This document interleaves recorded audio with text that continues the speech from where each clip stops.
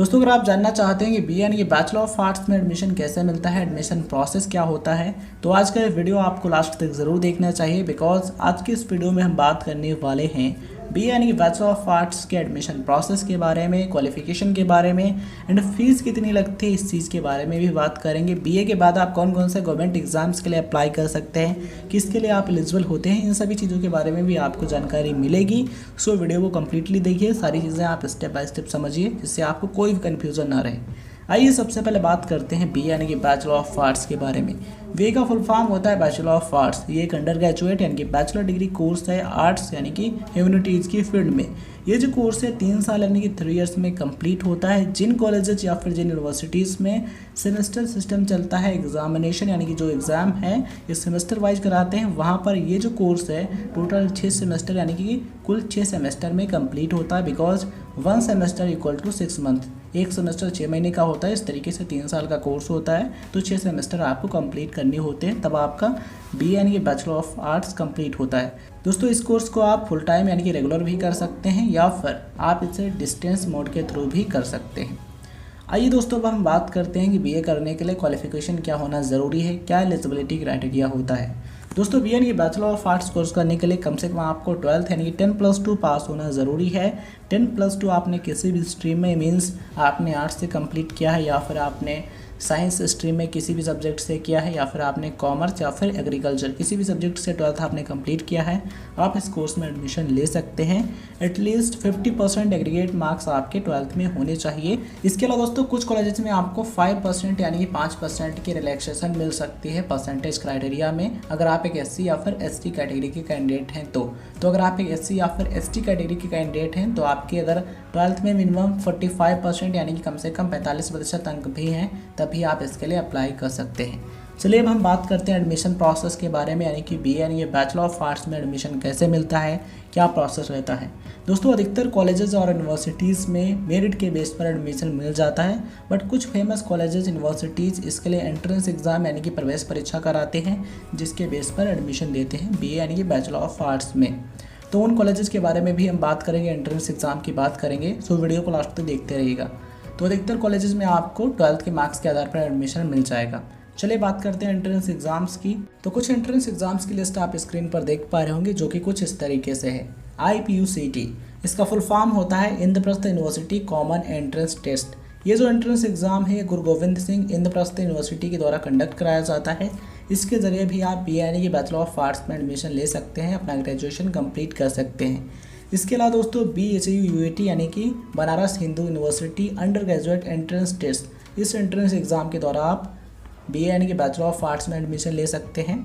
ये जो entrance exam है ये BHU यानी कि बनारस हिंदू यूनिवर्सिटी के द्वारा कंडक्ट कराया जाता है। इसके अलावा दोस्तों, JSET, ये जो एंट्रेंस एग्ज़ाम है जिंदल ग्लोबल यूनिवर्सिटी के द्वारा कंडक्ट कराया जाता है। इसके द्वारा भी आप बीए यानी कि बैचलर ऑफ आर्ट्स में एडमिशन ले सकते हैं। इसके अलावा दोस्तों, TISS NET यानी कि Tata institute for national entrance test, इस एंट्रेंस एग्जामिनेशन के द्वारा भी आप बीए यानी कि बैचलर ऑफ आर्ट्स में एडमिशन ले सकते हैं। इसके अलावा दोस्तों, DUJAT यानी कि Delhi university joint admission test, इस एंट्रेंस एग्जामिनेशन के द्वारा भी आप बीए में एडमिशन ले सकते हैं, बीए कंप्लीट कर सकते हैं। ये जो एंट्रेंस एग्जाम है दिल्ली यूनिवर्सिटी के द्वारा कंडक्ट कराया जाता है। इसके जरिए आप दिल्ली यूनिवर्सिटी यानी कि DU में एडमिशन ले सकते हैं या फिर DU से जो एफिलिएटेड कॉलेजेस हैं आप उनमें एडमिशन ले सकते हैं बीए यानी कि बैचलर ऑफ आर्ट्स में।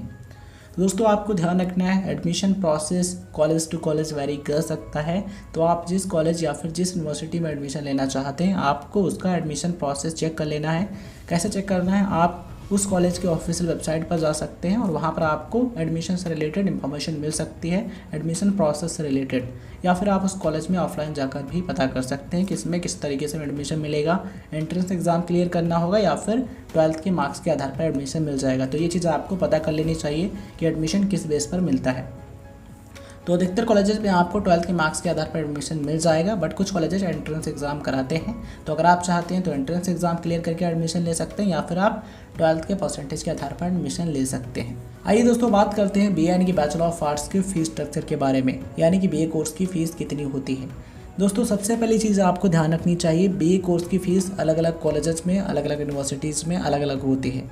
इसलिए अगर हम बात करें एवरेज फ़ीस की, तो एक एवरेज फ़ीस कुछ इस तरीके से है, 4,000 से 65,000 रुपये पर ईयर की, यानी कि 4,000 टू 65,000 रुपीज़ पर ईयर। ये जो फीस स्ट्रक्चर है अलग अलग कॉलेजेस में अलग अलग होता है। कुछ कॉलेजेस में आपको 4 से 5,000 रुपये फ़ीस देनी होगी मिनिमम 1 साल की।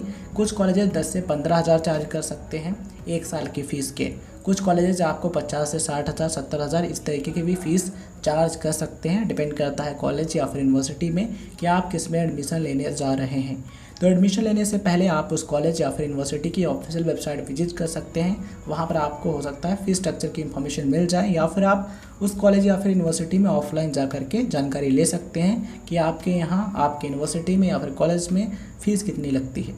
ठीक है, तो ये सारी चीज़ें आपके लिए हेल्पफुल हो सकती हैं। तो आप जिसमें एडमिशन लेना चाहते हैं उसकी फ़ीस पता कर लीजिएगा।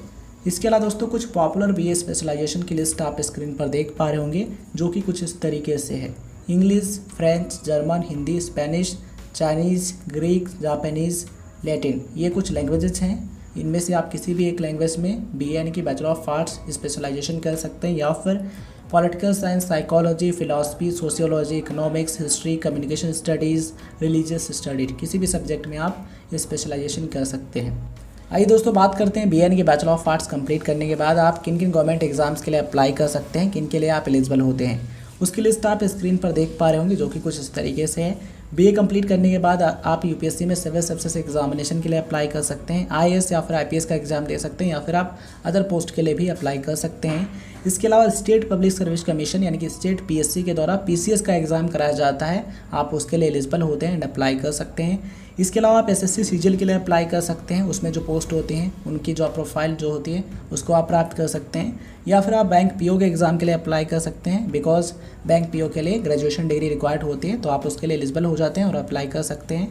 इसके अलावा दोस्तों आप अलग अलग जो गवर्नमेंट एग्जाम्स होते हैं ग्रेजुएट लेवल पर, आप उनके लिए अप्लाई कर सकते हैं। वीडियो इन्फॉर्मेशन आपको पसंद आई हो तो इस वीडियो को लाइक कीजिए, शेयर कीजिए। चैनल पर नए हैं तो सब्सक्राइब कीजिए right info club YouTube channel को, एंड सब्सक्राइब करने के बाद नोटिफिकेशन बेल ऑन कर लीजिए, ऑल पर क्लिक कीजिए, जिससे आपको नोटिफिकेशन मिलते रहेंगे एंड हर एक वीडियो को आप लास्ट तक देख पाएंगे। ये वीडियो आपको पसंद आया हो तो लाइक शेयर ज़रूर कीजिएगा। इसके अलावा अगर आपका क्वेश्चन है तो आप हमें इंस्टाग्राम पर फॉलो कर सकते हैं, वहाँ पर भी हमें मैसेज कर सकते हैं, हम वहाँ पर अप्लाई कर देंगे।